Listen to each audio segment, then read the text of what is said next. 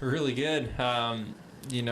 This morning you kind of wake up and you're like, oh, what's going to happen? This is the first time in this chase format that I've come into Talladega without a win to be locked into the next round. So the feeling of the weekend is definitely a lot different when you're not locked into the next one. So it felt really good to be able to go out there and work under the pressure that was on us this week, and ultimately be able to succeed and come home with a victory. So what a special win. Winning here at Talladega is always special. It's a lot of fun, and you never know you got it until you're coming off it, or you don't even know you got it even off a turn 4. So many things that can happen before the start finish line. So it's nice to be able to move on to the next round. That was a great feeling for about 20 minutes, and now we're thinking about Martinsville already and how we're going to go out there and try to get ourselves to Homestead to win the championship.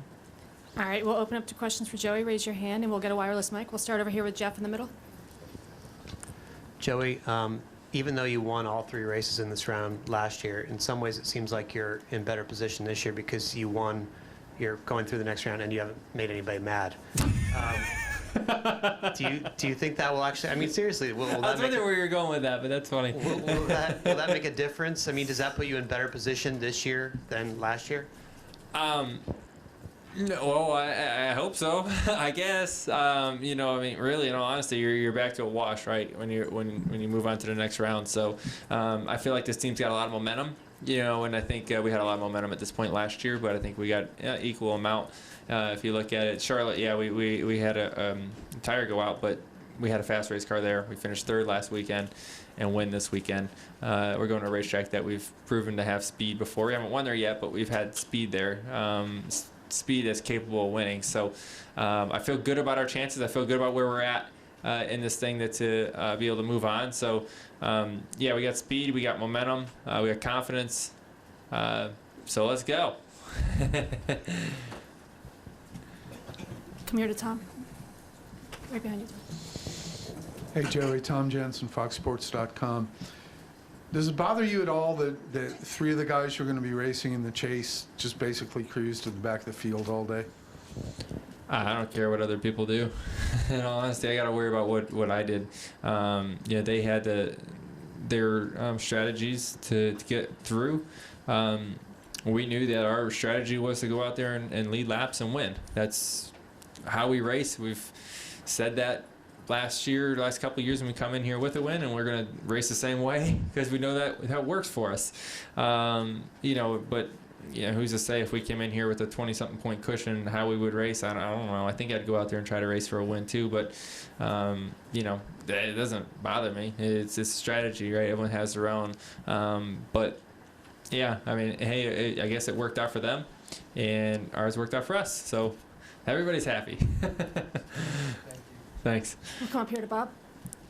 Bob Hockris, ESPN.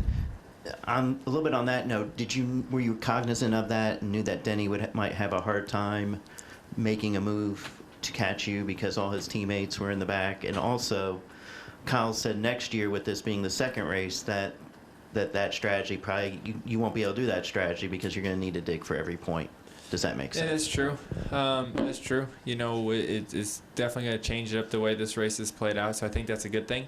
And kind of go into the next race and kind of know what you have to do kind of makes you feel a little bit better than coming into here and knowing what you have to do is kind of, I guess, nerve-wracking. But, I mean, for me, I knew my situation. I studied the points. I looked at it and kind of knew who I had to beat and what would happen if a certain driver won and what I had to do. And, it seemed like there right after the first pit stop, kind of everything changed up. We were coming down Pit Road and we took the Jack with us. I'm like, oh boy, this isn't going the way we planned. And then next thing you know, the 78 blew up, and you're like, well, that's going to help us some. And that was a caution we needed to stay on the lead lap after making an extra pit stop. So all that kind of, I don't want to say worked out, but it kind of helped us along, and it made me feel a little bit better that our chances to get to the next round. But there's a lot going through your mind, a lot more than just going out there and thinking about winning. You're thinking about, okay, where's this guy at? What situation am I in? And you try to make your decisions based off of that, which is not the way I'm used to racing, but I kind of had to at certain points. We'll go in the back. Thanks. Doug Turnbull, WSB Radio. Kind of on that note, since you and Brad were in similar positions, slightly different points, how's it going to play out at the end there with you guys running nose to tail with Blaney coming down to it? Did you meet beforehand and decide one of us needs to win more than the other, or at that point were you so close that it didn't matter? Yeah, it was close. I felt bad for Brad. I think he had the fastest car. There's times that if he did get shuffled out, he drove back to the lead, and it's like, wow. And for a long time, I can drive up to fifth, and I just get stuck. And it's like, I can't get any further forward. And he had a very good car, and unfortunately got some garbage, which made his motor retire. But yeah, that's a tough one. But in the case of us racing at the end, we're gonna race like we normally do. We're gonna help each other as much as we can, and we're gonna race each other because it's a race. I think we didn't really even have to talk much about it because we kind of knew our situations. Do we have any final questions? Over here on the side. Yeah, hi. Do you recommend dragging a jack for a lap as a good race strategy? No. Okay. How does that happen, and then how do you overcome it?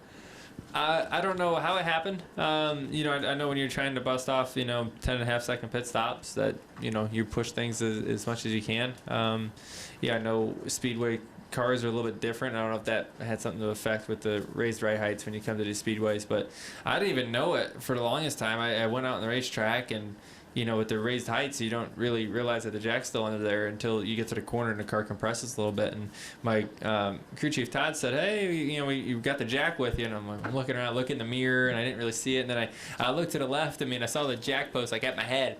And I was like, I don't need that. So I tried to shake it off, couldn't do that. And we had to come back down pit road. And maybe a good thing and maybe a blessing that we didn't lose it because, you run that thing over, that could have done a lot of damage to our race cars. So, like I said, we got the caution and it ultimately was okay. But, yeah, we're going to have to buy a new jack next week. But it's nice to know that we have a world record of fastest jack underneath a race car. So but I was proud of the way my team recovered. They came back through at the end, had some good pit stops, which ultimately gave us the lead, and then we were able to hold us off. So my team did a good job and being able to recover from that little mishap. We'll take our final question from Jenna. I get to close it out. Oh boy. Joey, are you any different, either yourself or your approach or your attitude, from this point last year where you were flying through the rounds but didn't probably understand the issue that you had lurking ahead the next week, to now when you had to win today almost or be very good and everything's not so crystal clear? As a person, you always grow, or you hope to grow every day. You hope to rest your head at bed every night and say, well, I learned this today and I'm going to be better tomorrow. I feel like I'm better today than I was yesterday, and I feel like I should be. It's the only way you become better, and the only way you stay successful, because you'll get caught up and passed before you know it. But I learned some valuable lessons last year. I learned a whole new level that I didn't know I had, which was really cool. And now I know how to reach that level mentally inside a race car to really make things happen and be a great leader for my team. And there's a lot of things like that I took out of last year that I feel like, I don't think of anything as a waste of a season. You always learn something from something. So, today, this weekend, I went through a different situation, being in a do or die spot. But in all honesty, I kind of thought back to a couple years ago when we were in Homestead, and that's a do or die spot. We were down there racing for a championship, and I thought, well, this is just like Homestead a couple years ago. And I learned a lot from that weekend on how I would handle it if I got put in that situation again, and that was today. And it's fun to be able to succeed under that. So hopefully we can take some of the things that we learn and about yourself personally as much as anything, and about your race team, to be able to move on and go to Homestead. And a sort of follow-up, do you, last year, eliminate the whole thing with Kenseth, but it just based on the way you ran in the second round, you almost had like a bullseye on your back. You were the guy to beat. Do you think that you're much quieter and under the radar right now? I think we're a little bit more under the radar than we were last year. We didn't win 3 races in a row, but I think we had 3 really good race cars in this round. And like I said earlier, Charlotte, we had a car that I think we could have won with. It was really good. It's easy to say that when you crash out, but I thought it was a car that I could have won with, or at least give them a run for it. Kansas, we had a good enough race car to finish 3rd. and they come here and win. So we got momentum, we have speed. Like I said, we have a lot of confidence for that reason because we know we can do it. We know we can go to these next couple races, and they're good racetracks for us. All three of them are.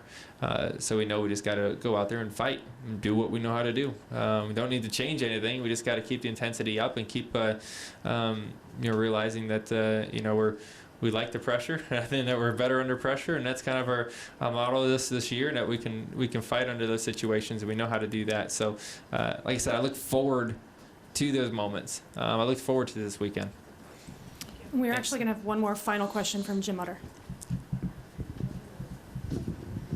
Jim Utter, Motorsport.com. I know the optimum scenario would have been for you and Brad to advance to the next round, but given how good you both have, and particularly him this season, do you feel it's an advantage to have his help going into the final 4 races, and any doubt in your mind that he'll do whatever, and that team will do whatever they can possibly do to help your cause down the stretch?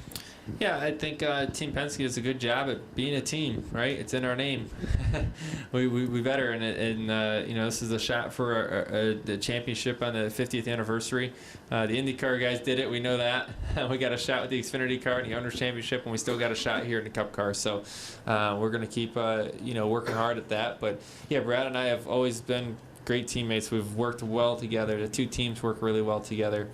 We've shown that on speedways here at Talladega before, and I think that model will keep being shown throughout the next few races and trying to push through to get Roger a second championship. So we'll keep working on that, but he also has a lot to race for still. You know what I mean? You can still finish up there in points, throughout the end of the season. So, and he's got a fast race car. So knowing Brad, he's still going to want to win. I don't blame him. But I think they also will help us along, just like they were when they were in these rounds. All right, Joey, congratulations and good luck in the round of 8. Great. Thank you, guys.